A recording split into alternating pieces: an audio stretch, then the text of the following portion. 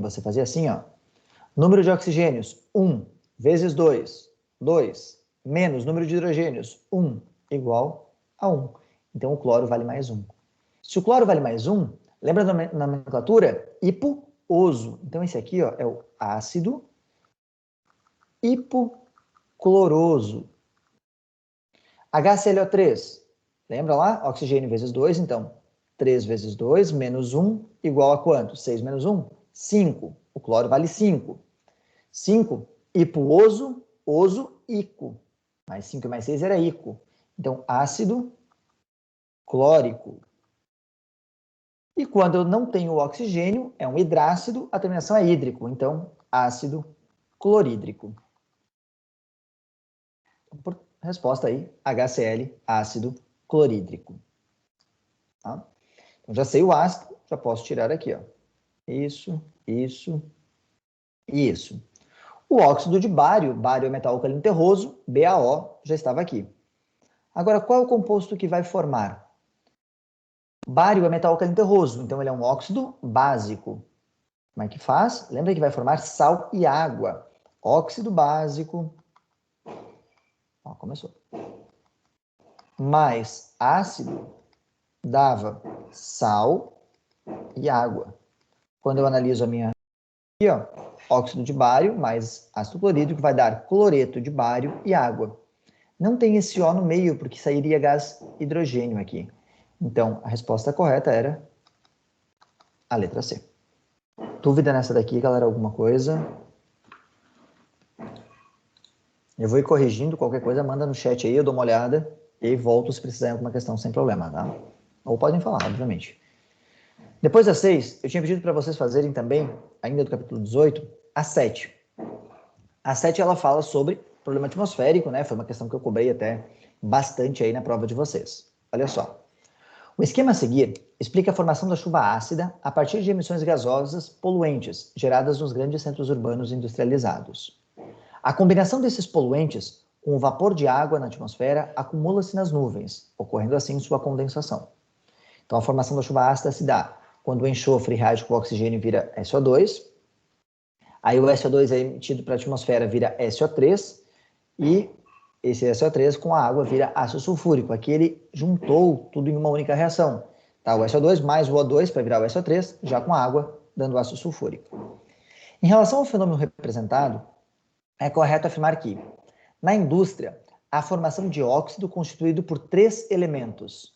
Espera aí, óxido, lá na definição, era composto binário, ou seja, tem que ser formado somente por 2 elementos. Isso aqui, ó, é falso. Item B. Na atmosfera, a chuva gerada colore de rosa uma solução de fenolftaleína. Opa, veio o indicador. Vou lembrar lá do tempo dos ácidos e bases. Fenolftaleína. Ela era incolor ou rosa?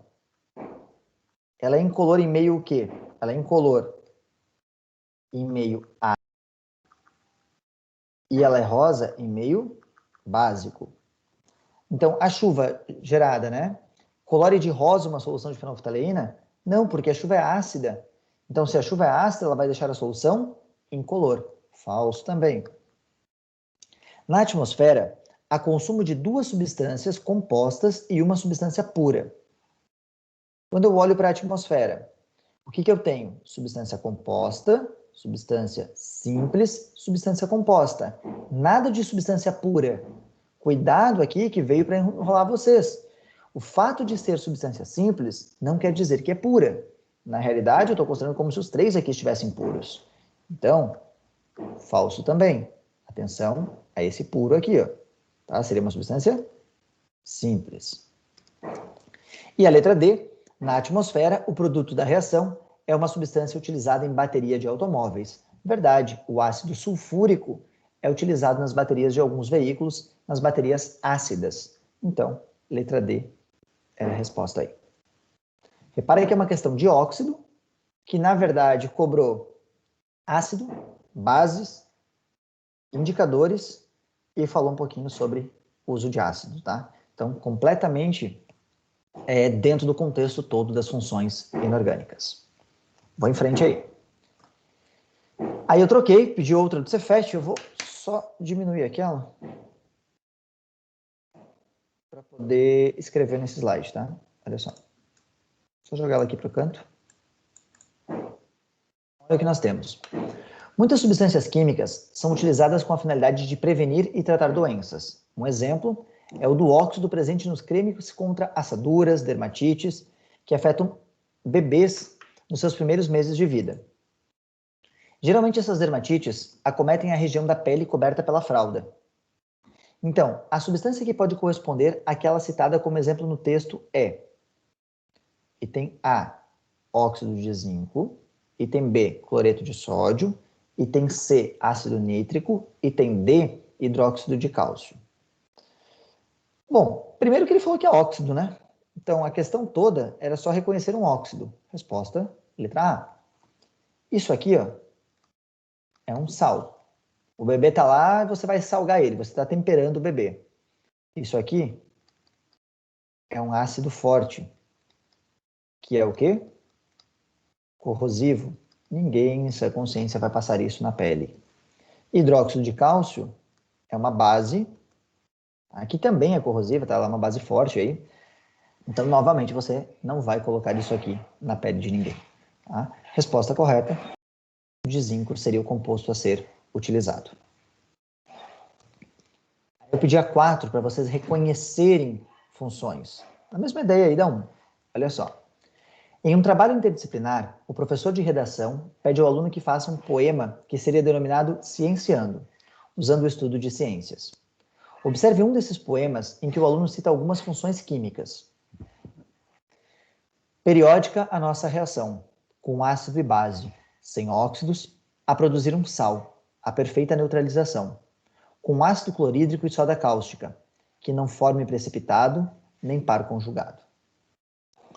Um exemplo de cada função, na ordem em que aparece na primeira estrofe do poema, está presente em qual alternativa? Então, vamos ver o que ele falou aqui, ó. Periódica a nossa reação, com ácido e base, sem óxido, a produzir um sal. Então, ele quer que você assine a alternativa que tem, respectivamente, um ácido, uma base, um óxido e um sal. Um exemplo disso, hidróxido de sódio não dá, HCl, ácido clorídrico. Uma base, NaOH, lembra que as bases aí você normalmente reconhece elas por ter um metal acabando com OH, então NaOH. Um óxido, composto binário com oxigênio. Eu tenho o dióxido de carbono aqui, o CO2, e um sal, o cloreto de sódio. Então, ácido clorídrico, hidróxido de sódio, gás carbônico ou dióxido de carbono e cloreto de sódio, resposta, letra C. 5. Mesma ideia agora falando sobre os óxidos. Ele quer que vocês reconheçam os caras no texto e assinale aí a respectiva relação. Olha só. A água da chuva é naturalmente ácida devido à presença de gás carbônico encontrado na atmosfera. Esse efeito pode ser agravado com a emissão de gases contendo enxofre, sendo o dióxido de enxofre e o trióxido os principais poluentes que intensificam esse fenômeno. Um dos prejuízos causados pela chuva ácida é a elevação do teor de ácido no solo, implicando diretamente a fertilidade na produção agrícola de alimentos. Para reduzir a acidez provocada por esses óxidos, frequentemente é utilizado o óxido de cálcio, um óxido básico capaz de neutralizar a acidez do solo. Lembra a calagem do solo que a gente falou na semana passada? As fórmulas moleculares dos óxidos citados no texto são, respectivamente, gás carbônico, dióxido de carbono, CO2, dióxido de enxofre, SO2, trióxido de enxofre, SO3, óxido de cálcio, Ca. Cálcio é metal alcalino terroso, então ele é mais 2, CaO. Resposta, CO2, SO2, SO3 e CaO, alternativa B. Dúvida, gente? Nada? Muito tranquilo isso aqui, né? 7. Sobre as substâncias inorgânicas, é correto afirmar que Item A. Os sais são compostos iônicos, portanto sólidos, cristalinos, com alto ponto de fusão e alto ponto de ebulição. Item B. Os ácidos são compostos iônicos, pois conduzem corrente elétrica quando em solução aquosa. Item C. São todos compostos iônicos. Item D. Os óxidos apresentam um não metal e um átomo de oxigênio. Item E. As bases neutralizam os sais, formando água. Resposta correta? Item A. Os sais são compostos iônicos. Sim, lembra que um sal é o quê? Um cátion ligado a um ânion. Ligação iônica. Portanto, são sólidos cristalinos, verdade? Lembra do retículo cristalino da ligação iônica, com alto ponto de fusão e alto ponto de ebulição. Verdade, se eu colocar o sal de cozinha no fogo de casa, vai ficar ali o dia inteiro e não vai fundir de jeito nenhum. Item B. Os ácidos são compostos iônicos. Não. Alguns ácidos até podem ter ligação iônica. Os ácidos que têm metal, tipo ácido crômico, ácido mangânico. Mas, essencialmente, os ácidos são formados por ligações covalentes. Então, falso. Item C. Os compostos inorgânicos são iônicos. Não. Nós temos compostos que são covalentes. Os ácidos. Item D. Os óxidos apresentam um não metal ligado a um oxigênio. Espera aí. Primeiro, um átomo de oxigênio? Não, eu posso ter mais do que um. Segundo, não precisa ser um não metal. O óxido covalente tem um não metal, mas o óxido iônico tem metal. Então, falso aí também. E o item E, as bases neutralizam os sais formando água? Não. As bases neutralizam os ácidos ou os óxidos de caráter ácido ou os sais de caráter ácido, formando sais e água. Mesmo que eu utilize uma base para neutralizar um sal, que tenha caráter ácido, o que vai acontecer? Eu vou formar um novo sal e água. Toda a neutralização vai me fornecer um novo sal e água. Falso aí, a letra I. Resposta era A. Depois eu pedi para vocês a última aí do livro, a 16, uma somatória, lá da Universidade Estadual de Ponta Grossa. Deixa eu só fazer o seguinte, vou jogar aqui também para o lado essa.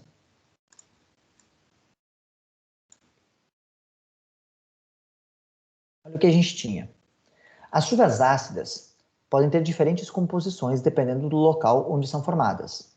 As mais nocivas são formadas em grandes centros industriais onde há queima de combustíveis fósseis, gasolina, óleo diesel, entre outros. Alguns dos poluentes produzidos na queima dos combustíveis fósseis que causam a chuva ácida são dióxido de enxofre e dióxido de carbono. Então, CO2 e CO2. Sobre a chuva ácida, assinale o que for correto. Item 1. As fórmulas moleculares do dióxido de enxofre e do dióxido de carbono são, respectivamente, SO2 e CO2. Verdade, né? Acabei de colocar aqui em cima. Ó. Verdadeira. A 2. O dióxido de enxofre é oxidado a trióxido de enxofre, que reage com a água presente na atmosfera, produzindo ácido sulfúrico. O dióxido de enxofre é oxidado, reage aí com o oxigênio, tá? A trióxido de enxofre. O trióxido de enxofre reage com a água, óxido ácido mais água dá ácido. Lembra? Junta todo mundo. Soma um no oxigênio e põe os hidrogênios na frente. H2SO4. Ácido sulfúrico. Então, verdade aí, né? Gerando o ácido sulfúrico. Verdadeira também. Fazer assim para não parecer que eu estou falando que é falso. Ó. Verdadeiro, verdadeiro. A4. O dióxido de é um óxido básico. CO2. Quando eu coloco em água, gera alguma coisa? Sim, gera o quê? H2CO3, um ácido. Então, ele não é um óxido básico. Ele é um óxido ácido. A4 é falsa. A8. A chuva ácida não promove a corrosão de metais, porque os ácidos produzidos nesse fenômeno são ácidos fracos. O ácido carbônico, ele é um ácido fraco, mas ele está presente em qualquer chuva. Quando nós temos chuva ácida, estamos falando de concentrações de ácido sulfúrico, sulfuroso, nítrico. ácidos moderados e fortes. Ou seja, isso aqui, ó, é falso. Além disso, tá? São fortes e promove a corrosão do metal. Se você tem um veículo que fica guardado ao céu aberto lá por muito tempo, e numa região que tem chuva ácida, aquela tintura da pintura vai começar a desgastar, as peças metálicas vão começar a oxidar, essencialmente por causa da incidência desses ácidos. Então, corrói sim. Ô, professor, essa somatória estava na prova, né? Não essa questão Sim. toda, mas essa... As proposições, sim. E a 16, a fórmula molecular do ácido sulfúrico é H2SO3. Não, né? A fórmula molecular do ácido sulfuroso é H2SO3. Isso aqui é falso, porque H2SO4 é o sulfúrico. Então não seria 3, seria 4. Somatória aqui, 0,3. Vamos dar uma olhadinha agora na prova de vocês. E, como tu falasse, Maria, olha só. Por que eu falei que era importante fazer a aula da semana passada? De cara à primeira questão da prova.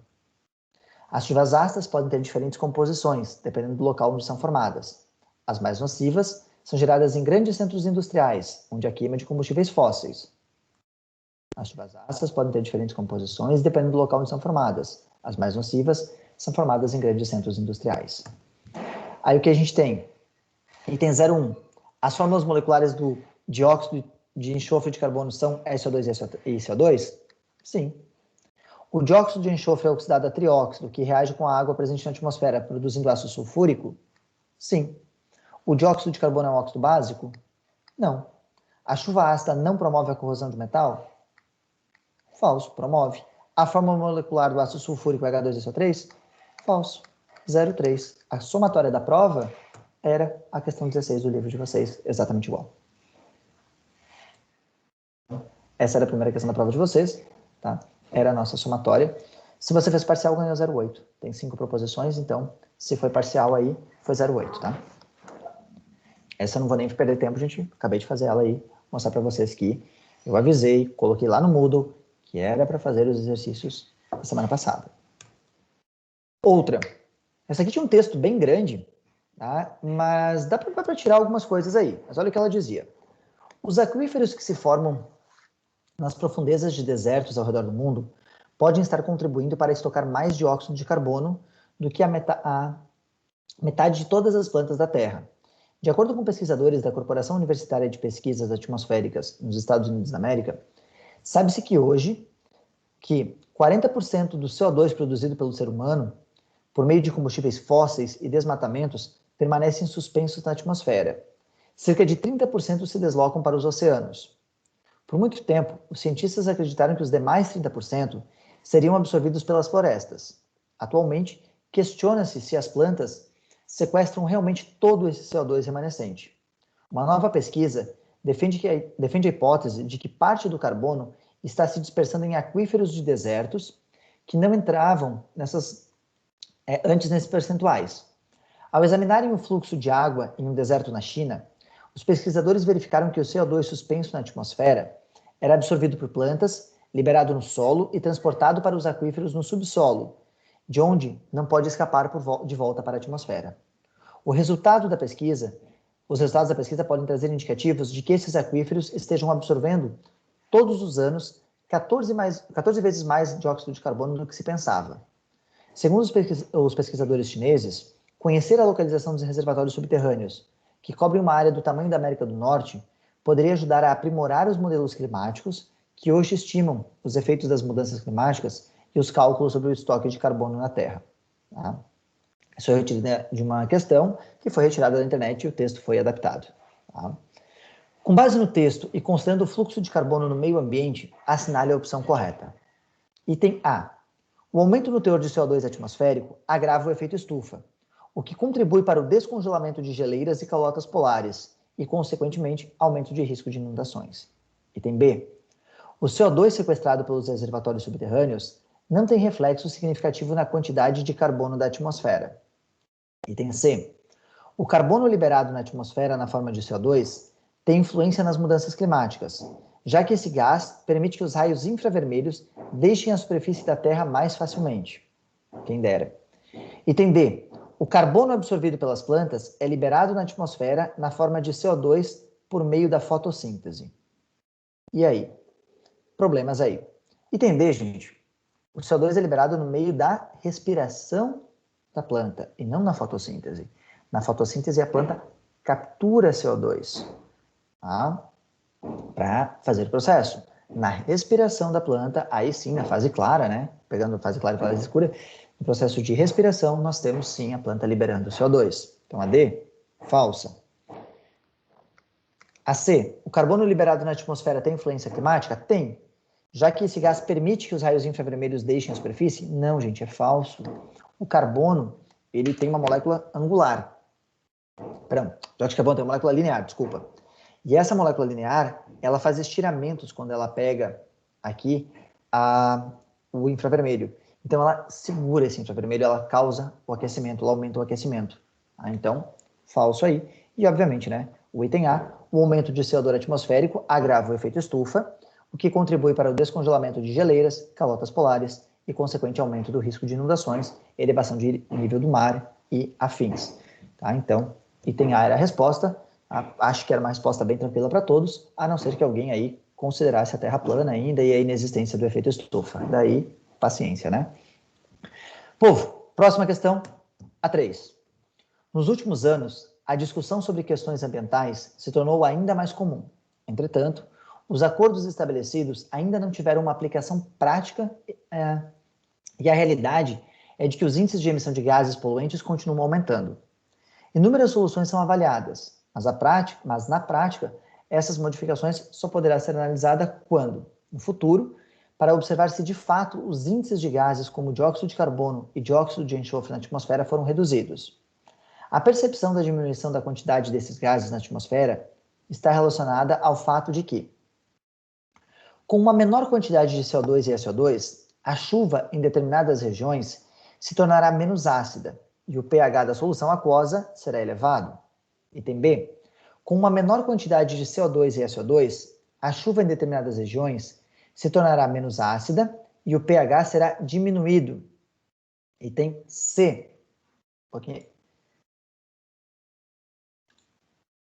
Com uma menor quantidade de CO2 e SO2, teremos uma elevação na quantidade de gás oxigênio disponível para a respiração dos seres humanos, ou dos seres vivos, na verdade, né? Item D. Com uma menor quantidade de CO2 e SO2, teremos uma diminuição na temperatura média da Terra, uma vez que esse é o único fator determinante relacionado ao aquecimento global. Item E. Com uma menor quantidade de CO2 e SO2, teremos uma acentuação dos índices de minerais de caráter alcalino no solo, o que poderá ser observado pela diminuição do pH nesse sistema. Alguns erros aqui. Caráter alcalino aumentaria o pH. Então, a letra E é falsa. CO2 e SO2 seriam os únicos responsáveis pelo aquecimento global. Você já viu lá em geografia que o gás metano também é responsável. Então, falso. Com uma menor quantidade de CO2 e SO2, nós vamos aumentar a quantidade de oxigênio? Não faz nem sentido, gente. Tá? Com uma menor quantidade de CO2 e SO2, a chuva em determinadas regiões se tornará menos ácida. Opa, verdade, eu vou diminuir o efeito da chuva ácida, principalmente por causa do SO2. E o pH será diminuído? Não. Quando eu diminuo a acidez, eu aumento o pH. Então, falso, resposta item A. Se vocês leram a questão na prova com calma, o item A e o item B, os itens A e B, se contradiziam, né? Eles vinham até aqui falando a mesma informação e só a última coisa mudava, que dava para você ter aí um indicativo de que poderia ser a resposta, uma das duas alternativas. Questão 5 da prova. Considerando as reações N2O mais água dentro do ácido nítrico, monóxido de carbono mais água não reagindo, óxido de potássio mais água virando hidróxido de potássio. Nas equações anteriores, do comportamento mostrado pelos óxidos, conclui-se que item A, monóxido de carbono é um óxido neutro ou indiferente. Verdade, não reagiu com água. K2O é um óxido ácido, não gerou uma base. N2O é um óxido duplo ou misto. Não, gente, ele formou um ácido. N2O5 é um óxido básico, não gerou um ácido. E K2O é um peróxido. Opa, K2O. Potássio é mais 1. 1 vezes 2, mais X é 0. X é menos 2. Isso aqui é o óxido de potássio. Então, isso aqui é falso. Para ser um peróxido, seria K2O2. Este é o peróxido de potássio. Então, resposta aí, item A. E a última questão da prova está aqui, ó. A emissão de óxidos ácidos para a atmosfera vem crescendo cada vez mais nas últimas décadas. Eles podem ser emitidos através de fontes naturais, tais como a respiração vegetal e animal, erupções vulcânicas e a decomposição de restos vegetais e animais. No entanto, o fator agravante é que alguns ácidos são liberados também na combustão de combustíveis fósseis, como os derivados do petróleo, gasolina, óleo diesel, etc. Cara, é o enunciado da primeira questão. Sobre os óxidos ácidos e suas implicações ambientais, é correto afirmar que, item A, óxidos ácidos são substâncias moleculares formadas principalmente pelo enxofre e pelo nitrogênio, e que, ao entrarem em contato com a água, reagem formando ácidos, por exemplo, sulfuroso, sulfúrico, nítrico e nitroso. O gás carbônico e o monóxido de carbono são óxidos que reagem com a água formando ácidos. Gente, considere a sua orelha puxada se por acaso você marcou o item B. Sério, considere um puxão de orelha virtual aí. Por quê? O monóxido de carbono com a água na questão anterior estava dito que não reagia.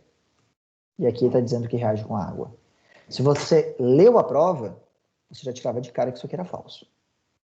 Item C. Óxidos ácidos são substâncias iônicas formadas pela ligação de metal com o oxigênio. De novo, olha o item anterior. O que formou ácido tem um ametal. O que formou base tem metal. Então, falso. D. O trióxido de enxofre neutraliza o hidróxido de sódio na proporção de 1:1. Essa era difícil. NaOH mais SO3. Preciso formar o quê? Lembra? Óxido ácido mais base vai formar um sal e água. Para formar água, eu preciso de 2 hidrogênios. Então, eu preciso de 2 NaOH. Agora, os 2 hidrogênios pegam um oxigênio e formam a água. E a formação do sal se dava como? Ó, Na2, SO. Lembra que somava 1 no oxigênio? SO4. Então, Na2, SO4. Resultado, sulfato de sódio. Essa questão aqui, ela é errada, porque a proporção é de 1:2. Tá? 1 de trióxido de enxofre para 2 da base. E a letra E, a chuva ácida é responsável direta pelo fenômeno conhecido como efeito estufa, cujo agravamento eleva a temperatura média do nosso planeta. Chuva ácida, gente, não tem nada a ver com efeito estufa, tá? Não é responsável direta.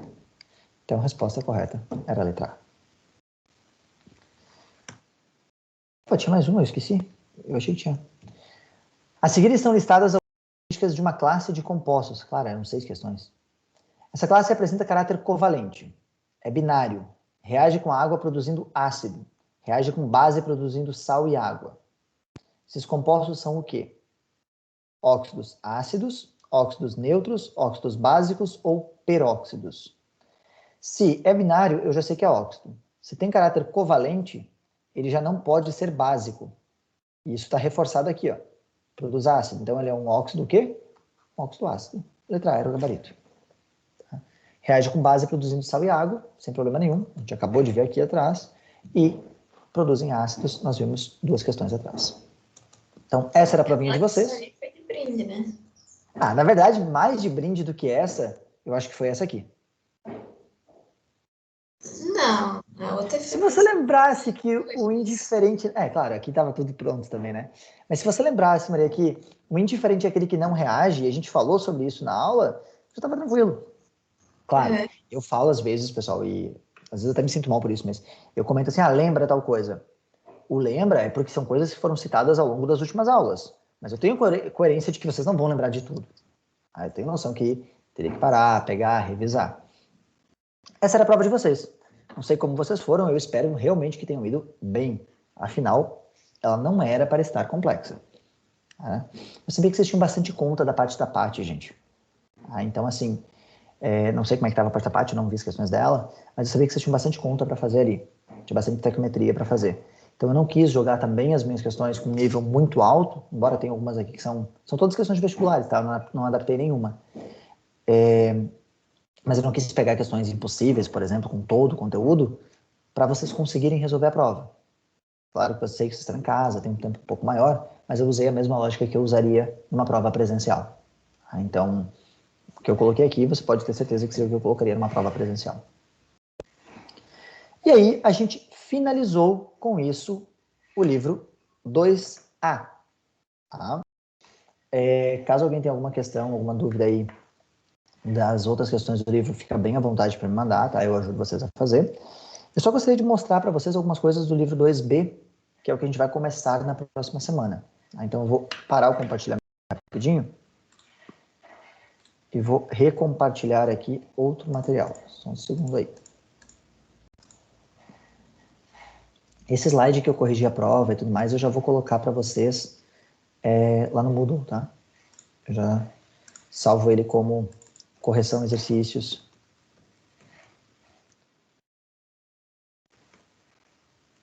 E recuperação da prova.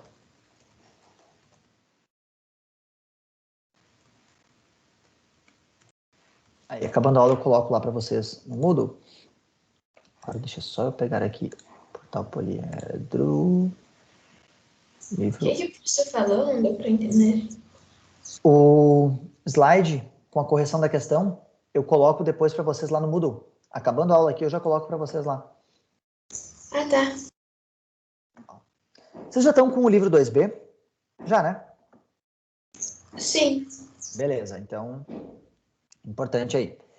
Galera, quem tiver com ele próximo, se tiver com alguém aí, eu gostaria que vocês pegassem ele lá na página, se tiver aí na mão, mas eu vou compartilhar aqui também, tá? Mas se alguém tiver com ele vai facilitar. É o capítulo 19. Na verdade, eu vou primeiro mostrar o índice dele aqui do ladinho. Aqui, ó, compartilhar minha janela com vocês de novo.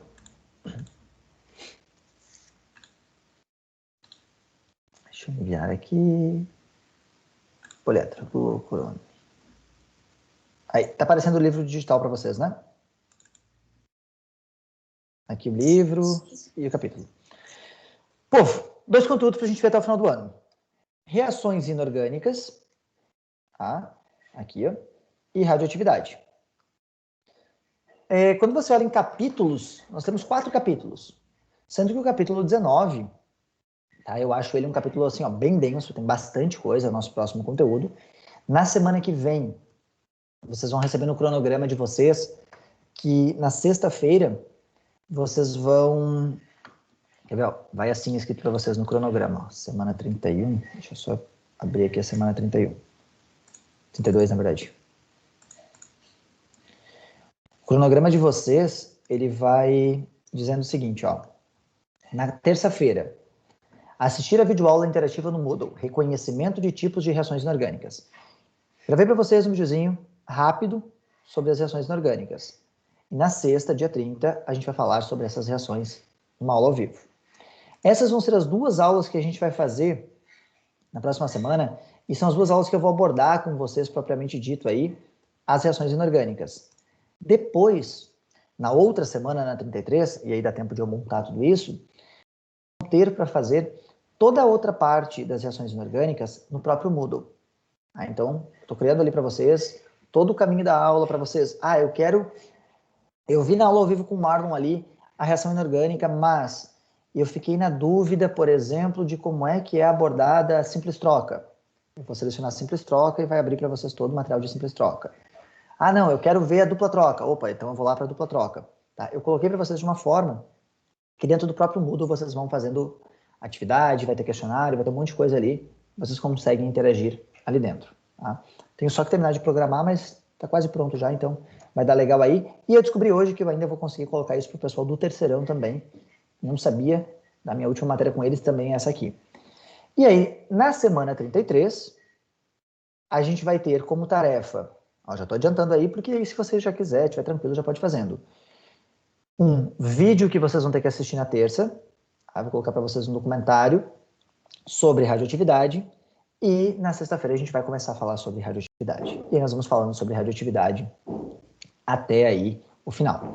Claro que lá pela semana 34, 35, eu vou dar uma olhada nos resultados do decaimento radioativo, perdão, do tipo de reações, tá? Vou dar umas 2 semanas para vocês fazerem todo aquele bloco interativo lá dentro do Moodle, tá? Aí depois eu vou dar uma olhada para ver, né? Ah, o pessoal fez dúvidas, aí eu paro na sexta-feira sem problema nenhum, corrijo aquilo sem estresse, tá? Se bem que vocês vão ver que da forma como eu coloquei ali, o exercício já é corrigido junto com vocês, já vai atribuir nota, claro que não vai valer nota, tá? Mas ele já atribui nota, já faz algumas coisinhas aí. E semana que vem a gente tem o quê? Temos processual, né? Ah, vocês vão ver aí que vai no calendário de vocês, na semana que vem a gente tem avaliação processual, então também vale a pena pensar nisso. Quem aí assistiu Chernobyl? Deixa eu só parar de gravar aqui, galera. A aula fecha por aí.